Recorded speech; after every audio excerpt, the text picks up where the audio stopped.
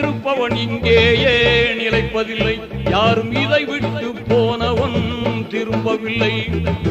மறுப்பவன் இதனை யாரும் இல்லை, மனதில் ஆசைகள் மட்டும் குறையவில்லை.